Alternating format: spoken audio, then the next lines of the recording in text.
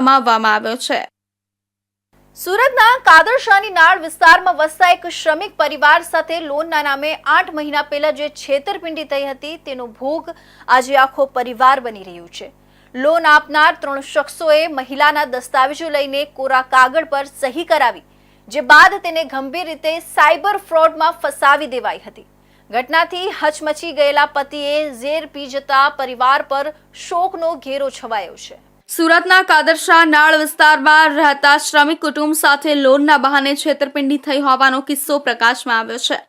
પીડિત મહિલાએ જણાવ્યું કે 3 યુવકો લોન ફાળવવાની ઓફર લઈને આવ્યા હતા।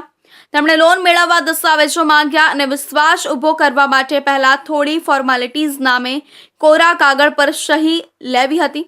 તે સમયે શ્રમિક દંપતીને શંકા ન જાગી। આ બાદ મહિલાને ખબર પડી કે તેના નામે કોઈ મોટી રકમની છેતરપિંડી થઈ છે અને તેણે અજાણતા જ એક ગંભીર સાયબર ગુનામાં ફસાવી દેવામાં આવી છે। 8 મહિના પહેલા પશ્ચિમ બંગાળ પોલીસ સુરતમાં આવી મહિલાને પકડી પણ ગઈ હતી, પરંતુ પૂરી પૂછપરછ બાદ ખોટી રીતે ફસાવવાનું સાબિત થતા પોલીસ તપાસ બાદ મહિલાને જામીન મળ્યા અને તે છૂટી ગઈ। ઘટનાથી પરિવારમાં ભારે તાણ અને આર્થિક સંકટ ઊભું થયું। આ તણાવને કારણે મહિલાના પતિ મુસા અશરફ પઠાણે ઝેર પી પોતાનું જીવન ટૂંકાવવાનો પ્રયાસ કર્યો। તેમને તાત્કાલિક સારવાર માટે હોસ્પિટલમાં ખસેડવામાં આવ્યા છે, જ્યાં તેમનું સારવાર ચાલી રહી છે। આ પરિવાર આજે ન્યાય માટે ભટકી રહ્યો છે અને પોલીસ તેમજ સ્થાનિક તંત્ર સમક્ષ દયાની અપીલ કરી રહ્યા છે કે આરોપીઓની ઝડપી ધરપકડ થાય અને તેમને આર્થિક મદદ મળી રહે।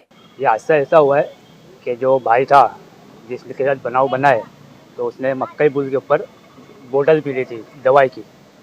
तो हमें फ़ोन वगैरह कुछ नहीं आया। वहाँ पे सब दोस्तार लोग का आने जाने का चालू होता है, तो वहाँ से दोस्तार ने हमें घर पे आके इन्फॉर्मेशन दी कि भाई तुम्हारे बड़े पापा का लड़का है तो मक्कई पुल पर कोई दवा पी के सोया हुआ है।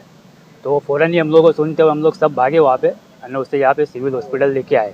ये बनाव बना है भाई लोन के चक्कर में। मेरा भांजा ये मूसा खान पठान, इसमें मक्कई पुल के ऊपर आत्महत्या करने की कोशिश करी। इसके ऊपर बहुत ख़राब गुजर रही है।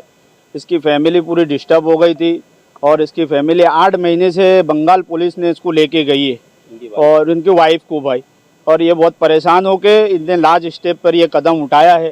આ ઘટનાએ ફરી એકવાર સ્પષ્ટ કર્યું છે કે શહેરના શ્રમિક વર્ગ માટે લોન અને મદદના નામે અનેક ફ્રોડ કાવતરા ચાલે છે। આરોપીઓ હજુ ફરાર છે અને પીડિત પરિવાર તંત્ર સમક્ષ ન્યાય માટે રજૂઆત કરી રહ્યો છે। હવે જોવું રહ્યું કે પોલીસ ત્વરિત કાર્યવાહી કરીને આવા ચેતવણીજનક ગુનાઓને અટકાવશે કે નહીં।